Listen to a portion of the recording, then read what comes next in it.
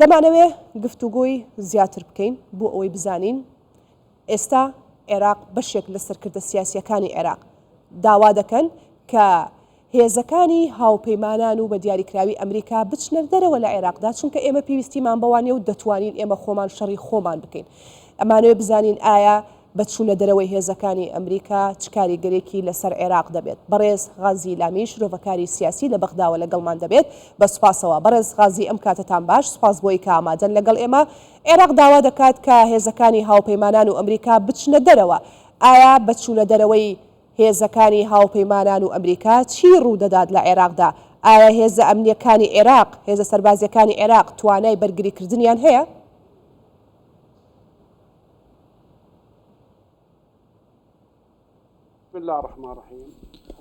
بەڵێ بە ناوی خوای گەورە و میهرەبان لە سەرەتادا سڵاو لە بەڕێستان و بینەرانی کوردستان 24.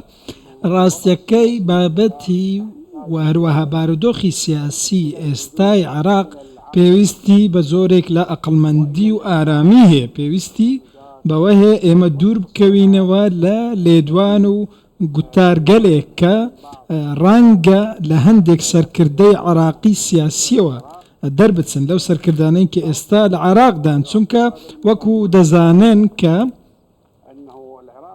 عێراق ئێستا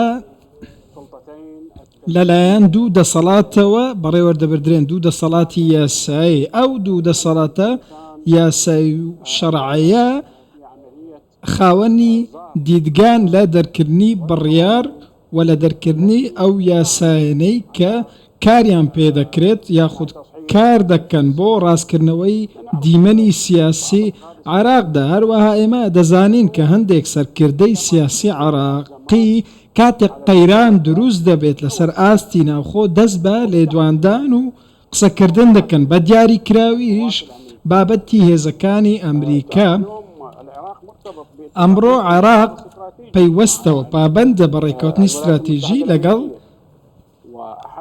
ئەمریکا. یەکێک لە مەرجەکانی ئەم ڕێکەوتنە ڕێکەوتنی استراتیژی بریتیە لەوەی هێزەکانی ئەمریکا بە مەبەستی ڕاوێژ و ڕاهێنان لە عێراقدا بمێننەوە، کەواتە مەرجێک هەیە لەم نێوەندەدا. لە بەرامبەریشدا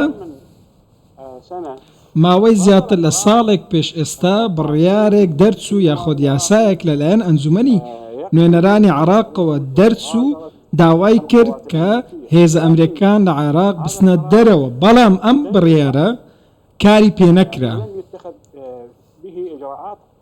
ڕێکارەکانی ئەم یاسایی کە لە پەرلەمان دەرچوو جێبەجێ نەکران و کاریان پێ نەکرا، کەواتە ئەمڕۆ ئێمە لە بەردەم بارودۆخێکی سیاسی دیاریکراوداین. ئەو لێدوانانەی کە لە لایەن سەرکردە سیاسەکانەوە دەردەکرێن دەکرێت ئەوانە بخرێنە قالبی ڕای ئەو کەسا و هەروەها تەنیا لێدوانی کەسی خۆیانن یاخود سەرۆکڕەوتی دیاریکراو. بەحەستکاتن کو بێخی ناقالبێ کەسی هادی عامری دبێژیتن نابیتن چی دیکە هێزن بیانی لە عێراق بمینن دەسەرێواندا مەبەستەوان ئەمریکایە.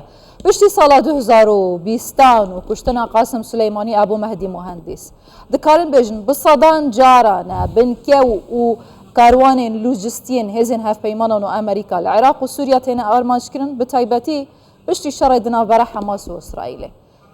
Amerîka jî dibêjîtin em dê bersivê deyin û dê heta li Rojhilata Navîn bimînin. Em çavereyî çi pêşhatekê bikein ku her du alî rijdin ku li cihê xwe bimînin bersivê bidin evê dijî dibêjît ez naçim.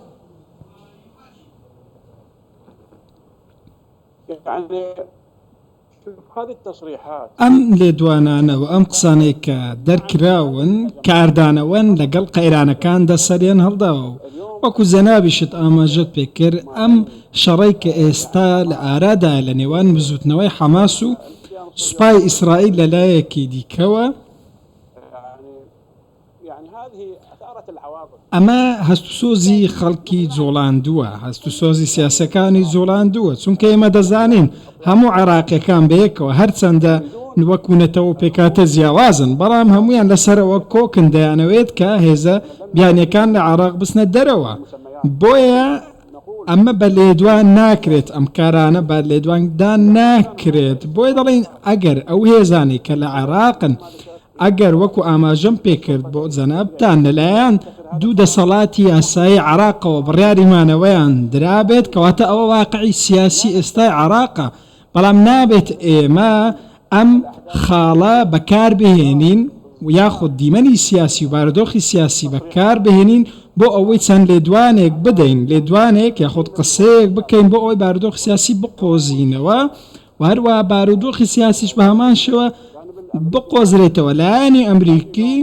بەڵێ ئێمە لە چەند لایەنێکەوە پێویستمان پێە لە ڕاوێژ لە ڕاهێنانکردن، بەڵام ئایا ئەمریکا لە عێراق بچێتە دەرەوە یاخود سیاسەکان بێن قسە بکەن لەسەر ئەمریکا؟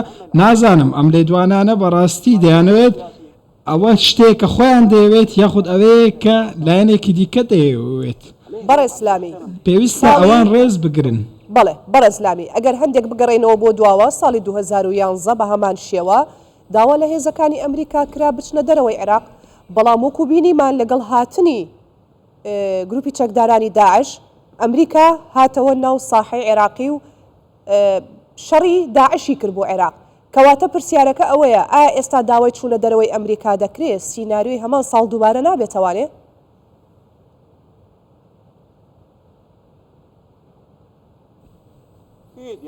بەڵێ بە دڵنیاییەوە ئەمە هەمان سیناریۆی و هەمان گفتوگۆ دێنێتە ئاراوە. چوونە دەرەوەی هێزەکانی ئەمریکا بووە هۆکاری ئەوەی کە عێراق ڕوبەڕووی هێرشی دەرەکیب بێتەوە، ڕوبەڕووی ئەوە بێتەوە کە داعش دروست بێ کردەوە تیرۆریستەکان زۆر ببن. ئایا جارێکی دیکە ئێمە دەگەڕێنەوە دەست بە هەمان یاری دەکەینەوە و جارێکی دیکە داوا لە ئەمریکا دەکەین بێتەوە عێراق؟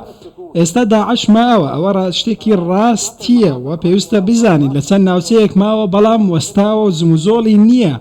ڕەنگە بارودۆخی سیاسی بقوزێتەوە. بۆچی ئێمە هەلێکی زێڕین بە داعش بدەین بۆ ئەوەی بکەوێتە بارودۆخێکەوە جارێکی دیکە سەر هەڵبداتەوە؟ ئێمە ئەمڕۆ پێویستمان بەکاردانەوە نییە، پێویستمان بەو جۆرە لێدوان و قسانە نییە، پێویستمان بە دیدگای تایبەتی نییە لەلایەن ئەو سیاسەکانەوە. ئێمە لاریمان لەوە نییە قسە بکەن، بەڵام پێویستە بە بڕیارێکی کۆدەنگی بێت بۆ ئەوەی هەمویان بەرپرسیارەتی هەڵبگرن، دواتر بەرپرسیارەتی نەکەوێتە ئاستیلایەنێکی دیاری کراو. ئەگەر شکستێک ڕووبدات پێویستە سەرکردایەتی سیاسی ئێستا بەرپرسیارەتی تەواو هەڵبگرێت. ئەمە تەنیا بەڵێ بەڕێز غازی لامی شرۆڤەکاری سیاسی لە بەغداوە لەگەڵمان بووی. گەلێک سوپاس.